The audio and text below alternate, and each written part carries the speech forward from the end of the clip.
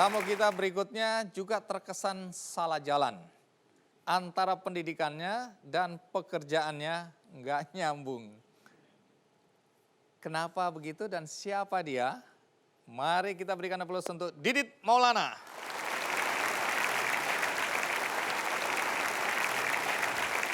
Oke, Halo Dit, Bang, terima kasih banyak ya. sama-sama. Silakan duduk. Wah, bajunya keren. Terima kasih. Ini rancangan siapa? Sendiri Oh, kebetulan. rancangan sendiri. Iya. Bukan satu kampung. Bukan satu kampung yang ikut Bukan, merancang ya, sendiri ya. aja. Oke. Dit, umurmu berapa sekarang? 33 Bang. 33. Pekerjaan sekarang apa? Fashion designer untuk brand saya sendiri, Ikat Indonesia. Ikat Indonesia. Jadi karyanya berupa apa aja? Karyanya berupa busana untuk pria, wanita, kemudian untuk anak kecil. Kita juga bikin untuk seragam, uniform, perusahaan-perusahaan. Semua berbahan baku atau berbahan dasar ikat? Ya. Oke, saya dengar ketika baru pertama kali terjun ke dunia fashion sebagai perancang busana, itu diejek, kemudian dikritik. Betul? Betul. Ejekannya seperti apa biasanya? Ejekannya membangun sih gitu. Masuknya sih rada pedas gitu. Cuman Tergantung kesininya melihatnya. jadi apa ya? Kesininya jadi memacu gitu. Kayak misalnya, bisa apa sih gitu. Kan dia dianggap backgroundnya enteng ya? bukan fashion designer karena memang nggak pernah mengambil pendidikan sekolah tata busana gitu. Oh, jadi sama sekali belum pernah belajar untuk jadi perancang busana? Nggak belajar, tapi tahu gimana cara berpakaian yang baik. Tahu gimana berpakaian yang baik, iya. Nah, penonton ada yang tahu kira-kira sebagai fashion designer atau perancang busana, pendidikan Didit apa sih? Ada yang bisa nebak? Apa? Ekonomi, oke. Apa? Finance, oke. Apa? Bengkel las. Baik, supaya nggak penasaran, kita simak aja sama-sama tayangan berikut ini.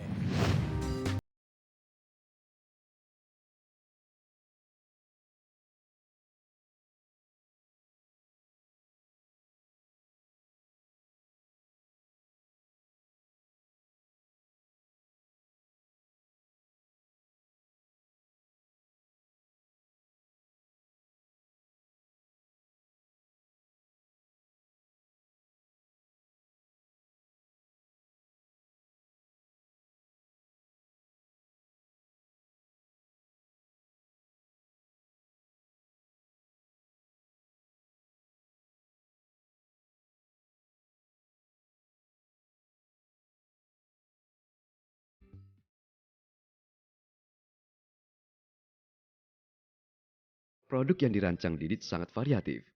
Selain membuat pakaian wanita, Didit juga membuat pakaian pria dan anak-anak hingga aksesoris. Didit menjadikan bahan tradisional sebagai acuan desain dan menyasar segmen anak muda. Dalam menjalankan bisnisnya, pria kelahiran Jakarta 18 Januari 1981 ini tidak jarang mendapatkan komentar miring seputar rancangannya. Tapi Didit tidak pernah menyerah. Walau tidak pernah mengenyam pendidikan mode, Didit mampu membuktikan karyanya dapat diminati banyak masyarakat. Berkat keuletannya, pria berusia 33 tahun ini telah mengantongi segudang prestasi.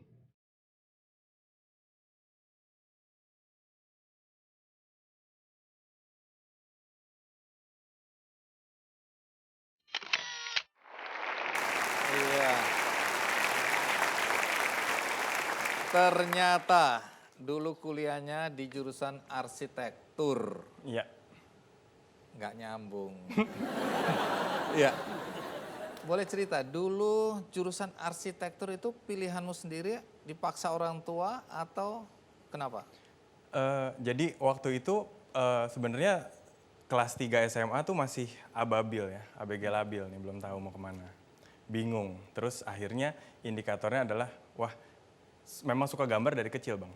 Memang suka gambar dari kecil, tapi teknik juga suka. Jadi waktu itu masuk ke IPA kan, kelas 3 SMA-nya. Terus akhirnya udah deh cari yang cepet kerja aja gitu. Terus indikatornya adalah ngelihat ayahnya temen yang sukses gitu. Wah dia jadi apa ya gitu. Kebetulan ada beberapa yang sukses arsitek. udah deh masuk arsitek aja gitu. Tapi selama kuliah seneng atau menderita? Kuliah seneng sih, nggak pakai sih ya kalau seneng ya. Seneng. Seneng gitu, seneng, seru karena kan biasa tinggal di Jakarta, kuliahnya di Bandung sendiri semuanya gitu. Jadi menikmati susah dan senang. Senangnya kalau dapat kiriman bulanan awal bulan. Nah, semua juga gitu senang ya. itu ya. Susahnya. Susahnya yang udah mendekati las-las belas-belasan tuh biasa udah habis gitu. Karena kan arsitektur itu lumayan tinggi, bikin maket, terus gambar dan segala macam dan peralatannya pun mahal. Kuliah bayar sendiri atau dibayarin orang tua?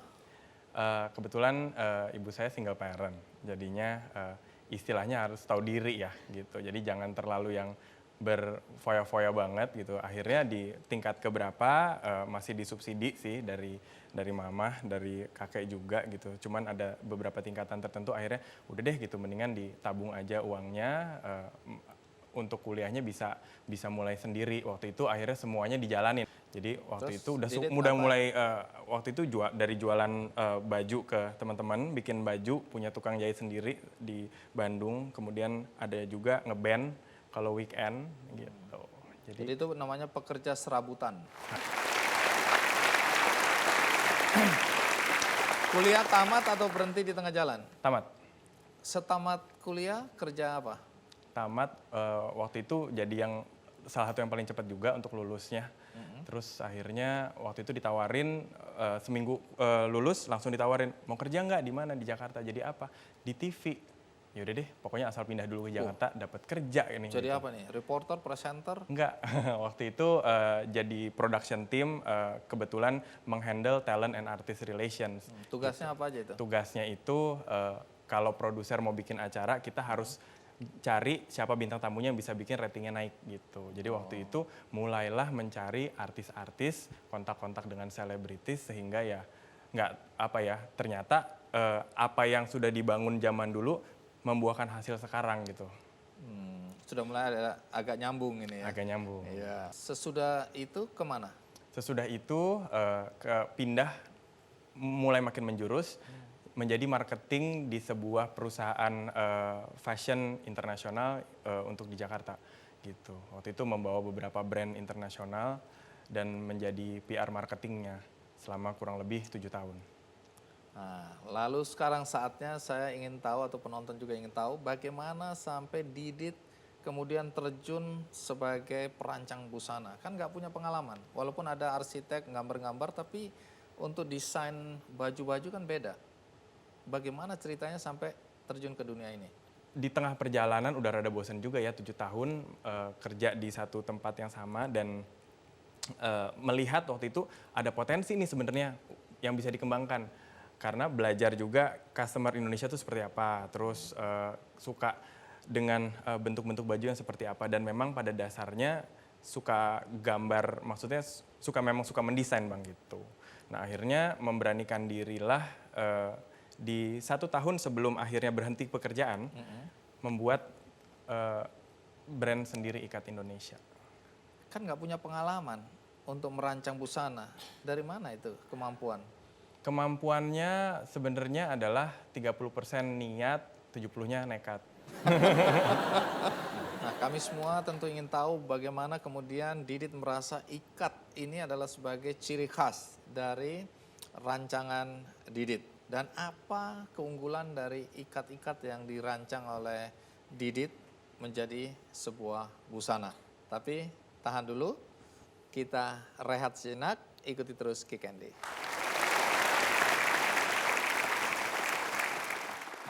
Ini adalah paduan dari lurik dan tenun dari Bali.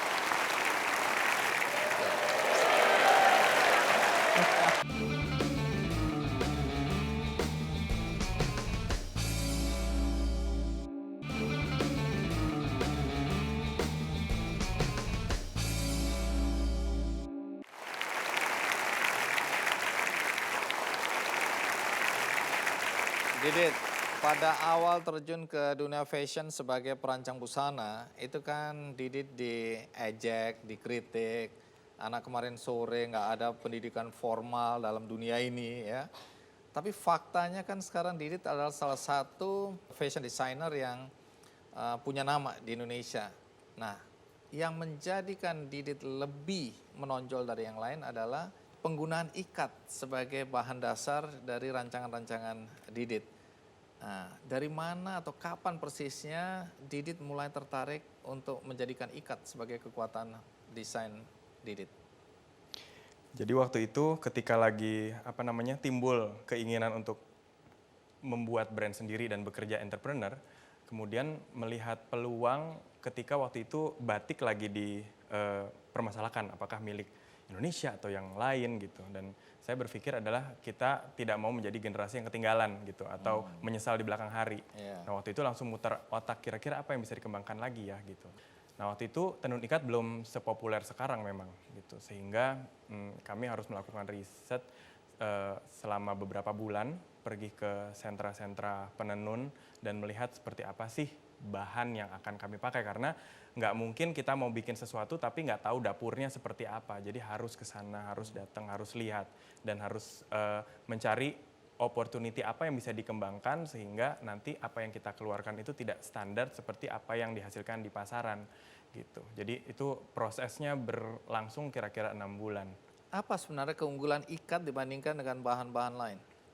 Keunggulannya adalah karena ini dibuat dengan tangan dan tidak bisa diulang, dalam arti kata kalau mereka misalnya menghasilkan ini 20 meter, kemudian kita minta ulang lagi, hasilnya pasti akan berbeda.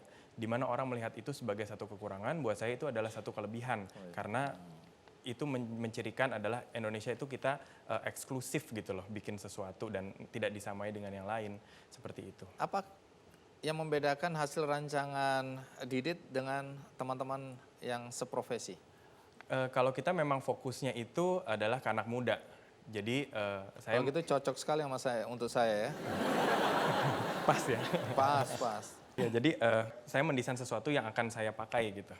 Jadi waktu dulu pinginnya sih mengalahkan dogma adalah kalau anak muda pakai kain tradisional tuh ditanya mau kondangan dari mana? Atau mau rapat atau apa gitu. Jadi mengalahkan itu. Jadi waktu itu akhirnya oke, kita bikin konsepnya ready to wear, casual, anak muda gitu. Nah, kenapa ready to wear? Kenapa casual? Karena kalau ready to wear tuh atau casual bisa dipakai frekuensi pemakaian lebih sering, sehingga artinya orang akan lebih sering beli juga, sehingga artinya ujung-ujungnya adalah kita bisa mensupport para perajin lebih banyak lagi karena kita akan semakin menghasilkan bahan yang banyak lah gitu. Iya. Dit, kalau yang rancangan busanamu yang ada di sini nih dari mana tenunnya yang dipakai laki-laki nih? Dari mana asalnya? Nah, untuk ini koleksi yang terbaru. Jadi untuk celananya, mungkin kalau orang kasat mata melihat kayak celana biasa, padahal ini adalah tenun lurik dari Klaten. Oke. Jadi kita ke Klaten, ke sana terus ngobrol kira-kira apa yang bisa kita kembangkan lagi. Ini dibuat khusus untuk Didit atau bahannya sudah ada Didit yang kemudian merancangnya? Kita biasanya pesan. Oh, pesan. Pesan dulu. Oke, yang atasnya ini dari Terus mana? yang atasnya ini dari Bali. Ini adalah salah satu motif kuno Bali.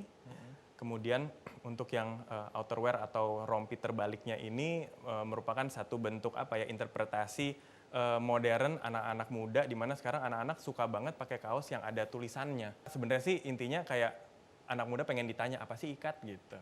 Jadi kalau ketika dia pakai ya pasti dia akan tahu bagaimana menjawabnya gitu.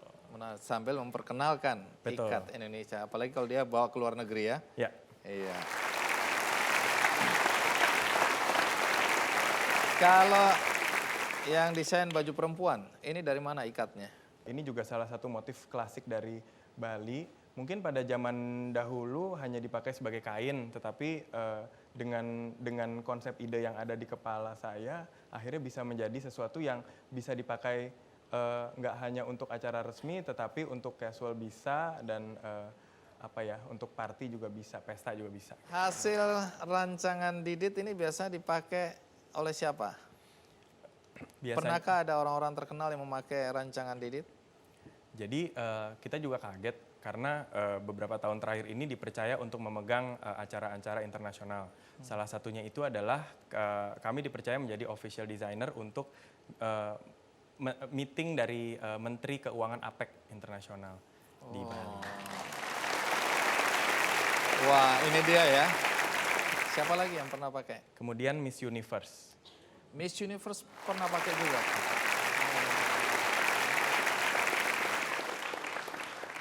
Miss Universe pernah pakai juga. Siapa lagi? Kemudian ada waktu itu untuk penyanyi-penyanyi juga ada Bunga Citra Lestari, kemudian Andin, Titi DJ, Rosa gitu. Kemudian, Maudy Kusnaidi pernah pakai di Festival Film Cannes juga ya. betul.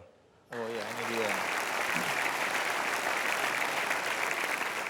Wah, keren. Terus sempat katanya ada boneka Barbie juga mau kerjasama untuk bikinin bajunya Barbie. Betul. Jadi waktu itu pagi-pagi ditelepon dari pihak sana meminta untuk merancang. Kirain bercanda, ternyata beneran gitu. Akhirnya kita merancang. Jadi Barbie sedang mencari fashion designer Indonesia untuk apa yang menjadi wakilnya lah gitu. Oh, jadi Barbie pakai ikat. Iya.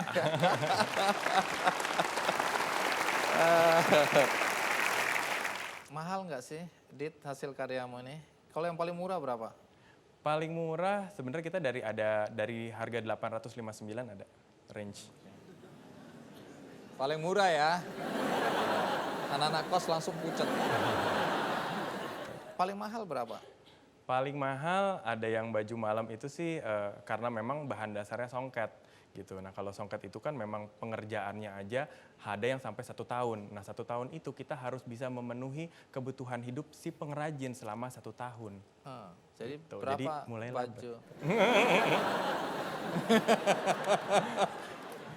Iya, Ya. baru menyebut 850 aja yang kos-kos ini udah pucat.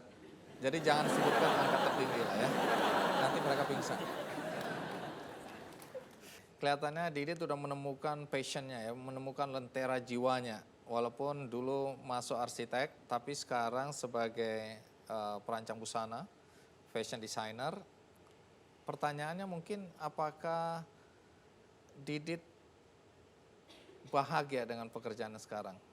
Pastinya. Pasti bahagia. Nah, banyak juga penonton, terutama anak-anak muda yang sampai hari ini masih galau. Ababil. Ababil. Ya, mereka masih mencari-cari, aku ingin jadi apa, aku ingin menekuni profesi apa, bekerja sebagai apa. Ya, dan takut karena jurusannya mungkin dia nggak suka, tapi dia tidak mau melanjutkan di bidang pekerjaan yang sesuai dengan pendidikannya. Nah, mungkin Didit bisa berbagi pengalaman Didit, apa yang mau Didit sampaikan bagi yang masih galau? Buat yang masih galau itu sebenarnya ikutin kata hati sih. Cuman kadang suka bingung kalau kata hatinya ketutup sama dari orang tua atau dari lingkungan gitu. Jadi yang harus dilakukan adalah intinya adalah kalau kebahagiaan itu kan nggak perlu orang lain yang kasih tahu. Kita dalam detik ini pun are you happy or not gitu. Tetapi masalahnya adalah untuk terjun membangun perusahaan sendiri atau kerja sendiri itu nggak cuma butuh passion gitu. Kita beli ke pasar juga nggak butuh juga nggak hanya butuh dengan passion tapi harus terukur dan memang harus punya satu planning atau rencana gitu. Jadi kalau sarannya adalah apabila kuat di satu bidang tertentu, jadilah yang terbaik di sana. Dan untuk misalnya satu usaha kan akan didukung oleh ada yang ekonominya dan segala macamnya itu. Kemudian berpartnerlah dengan teman-teman yang memang kuat di sana gitu. Jadi nggak mungkin memang satu orang itu Superman bisa menguasai semuanya ya, keuangan juga ya, HR juga gitu. Nah, Tapi paling tidak carilah apa yang membuat kamu bahagia. Baik, Didit. Terima kasih. Sukses buat kamu ke depan ya. Terima kasih sudah berbagi. Tapi sebelum balik, menyiapkan sesuatu untuk Bang Andi. Ini adalah paduan dari lurik dan tenun dari Bali. Ini bisa dipakai sebagai shawl. Oh, gini. Ya. Cara makanya gimana? Gini, sorry.